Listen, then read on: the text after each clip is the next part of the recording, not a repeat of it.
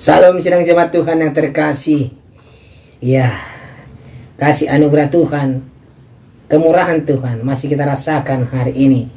Kita yang kena percaya hari ini kita memperoleh yang terbaik dari Tuhan. Mari sidang jemaat Tuhan persiapkan hatinya. Kita masuk dalam renungan. Namun sebelumnya kita memuji Tuhan, kita katakan kepada Tuhan, jadikan kami satu. Kami rendahkan diri di hadapan-Mu, membawa hancur hati saat berseru, agar kami saling melengkapi tubuh-Mu, seperti Kau dan Yesus adalah satu.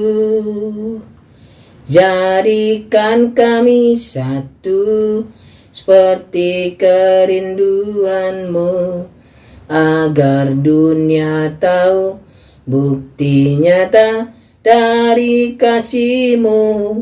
Sebelum kami pergi memberitakan kasih-Mu, mulailah dari kami lebih dulu. Jadikan kami satu. Amin. Firman Tuhan untuk hari ini dari Daniel pasal 2 ayat 24 sampai ayat 30. Demikian firman Tuhan. Sebab itu pergilah Daniel kepada Ariok yang telah ditugaskan raja untuk melenyapkan orang-orang bijaksana di Babel. Maka pergilah ia serta berkata kepadanya demikian, orang-orang bijaksana di Babel itu jangan kau lenyapkan. Bawalah aku menghadap raja, maka aku akan memberitahukan kepada raja makna itu.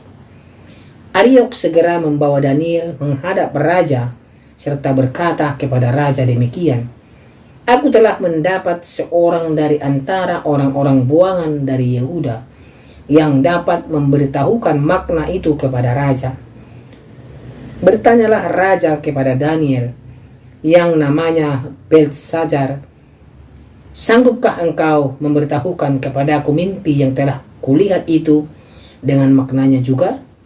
Daniel menjawab, katanya kepada raja, rahasia yang ditanyakan tuanku raja tidaklah dapat diberitahukan kepada raja oleh orang bijaksana, ahli jampi, orang berilmu, atau ahli nujum. Tetapi di surga ada Allah yang menyingkapkan rahasia-rahasia. Ia telah memberitahukan kepada tuanku raja Nebukadnezar apa yang akan terjadi pada hari-hari yang akan datang. Mimpi dan penglihatan-penglihatan yang tuanku lihat di tempat tidur ialah ini. Sedang tuanku ada di tempat tidur, ya tuanku raja, timbul pada tuanku pikiran-pikiran tentang apa yang akan terjadi di kemudian hari.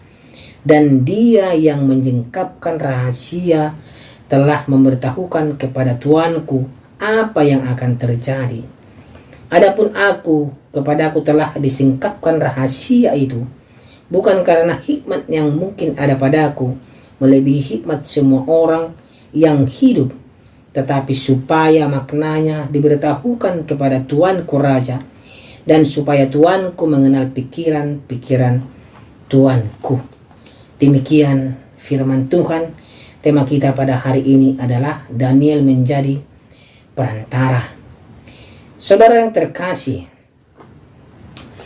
di dalam suatu kejadian di sebuah kota, ada segerombolan perampok merampok bank dan menyandra begitu banyak orang di dalam bank itu. Mereka mengambil uang dalam bank itu dan memberikan atau mengajukan tuntutan kepada pihak yang berwenang, yaitu pemerintah atau kepolisian. Mereka memberikan tuntutan-tuntutan yang kadang di luar nalar. Minta mobil mewah lah, minta helikopter lah, minta dan segala macam. Dan pemerintah untuk memediasi antara perampok dan pemerintah mengutus seorang yang ahli bernegosiasi sebagai perantara mereka antara perampok dan pemerintah. Dan pemerintah mengutus orang yang benar-benar ahli di bidang itu agar sandera-sandera ini terbebas dari kematian. Sidang jemaat Tuhan. Ya, di sini kita bisa lihat di dunia kita yang nyata ini pun kita perlu seorang perantara yang benar-benar ahlinya. Seorang perantara adalah penghubung antara pihak yang satu dan pihak yang lainnya supaya terjadi pertemuan. Daniel meminta agar Ariok yang ditugaskan oleh raja untuk melenyapkan orang-orang bijak di Babel menjadi perantara antara dirinya dan Nebukadnezar. Karena itu Daniel memohon kepada Ariok untuk membawa dirinya menghadap raja. Seorang terkasih di hadapan raja, Daniel akan menjelaskan arti mimpi itu beserta maknanya kepada raja.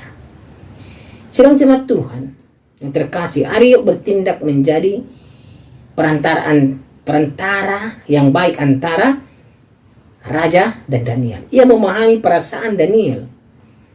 Dalam pertemuannya dengan raja, Ariok menyampaikan bahwa ia mendapati seorang dari antara orang-orang Yehuda yang bisa menerangkan makna mimpi raja atau menerjemahkan mimpi raja. Raja yang sedang gundah gulana, yang resah, yang kesal, merasa mendapatkan secercah harapan. Daniel menyampaikan kepada Nebukadnezar bahwa sesungguhnya mimpi raja berasal dari Allah yang bersemayam di surga. Ini yang dikatakan oleh Daniel. Karena itu, orang bijaksana, ahli jampi, orang berilmu, dan ahli nujum tidak mampu membuka rahasia itu. Ini juga sering terjadi di kehidupan kita. Bagaimana kehidupan kita ini sebenarnya pertolongan itu hanya berasal daripada Tuhan. Tetapi kita terkadang mencari pertolongan di luar Tuhan. Mengandalkan pikiran kita, mengandalkan dukun lah, mengandalkan inilah. Ini juga terkadang. Makanya dikatakan oleh Daniel, ahli jampi, ahli berilmu pun tidak mampu untuk menerjemahkan mimpi itu selain daripada Tuhan. Karena itu berasal daripada Tuhan Allah. Melalui mimpi itu Daniel kembali menegaskan bahwa Raja Nebukadnezar sudah mendapatkan pengertian dari Allah tentang peristiwa masa yang akan datang. Yang belum dibuka oleh Allah hanyalah makna dan pengertian mimpi tersebut. Dalam hal ini, sidang jemaat Tuhan, Daniel hanyalah perantara dan alat Allah untuk menerangkan arti serta makna dari rahasia mimpi tersebut kepada raja. Jadi Daniel sebagai perantara antara Allah dan raja. Daniel dipakai oleh Tuhan Allah untuk menyampaikan maksud Allah kepada Raja Nebukadnezar. Ia sama sekali tidak memiliki niat untuk menyombongkan diri atau mempertontonkan bahwa dirinya lebih berhikmat dari semua orang sebagai seorang perantara.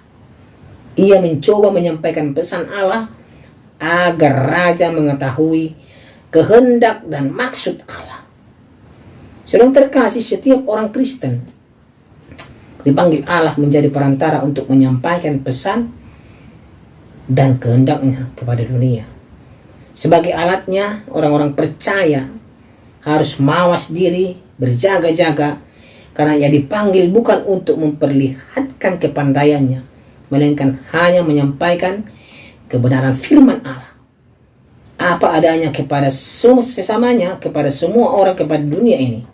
Apakah kita bersedia menjadi perantara Allah yang baik dan rendah hati kepada dunia ini? Tergantung kepada kita. Apakah kita bersedia dengan kerelaan hati kita sebagai perantara Allah di dunia ini menyampaikan kabar baik, sukacita kepada lingkungan kita, keluarga kita, dan sekeliling kita dengan kabar baik yang daripada Tuhan. Mari saya kadang percaya, sidang jemaat Tuhan, Daniel bisa menjadi perantara untuk Raja Nebukadnezar. Bagaimana dengan kita? Saya yakin dan percaya sedang jemaat Tuhan mampu menjadi perantara Allah di dunia ini. Amin. Mari kita berdoa. Terima kasih ya Tuhan untuk firman-Mu hari ini. Daniel sebagai perantara antara Allah dan Nebukadnezar. Kami juga mau sebagai perantara Allah di dunia ini agar menyampaikan kasih Allah kepada semua orang, kepada keluarga kami dan sekeliling kami. Ajar kami terus Tuhan, berkati urapi kami. Di dalam nama Tuhan Yesus Kristus kami berdoa. Amin. Kami rendahkan diri di hadapan-Mu, membawa hancur hati saat berseru, agar kami saling melengkapi tubuh-Mu, seperti Kau dan Yesus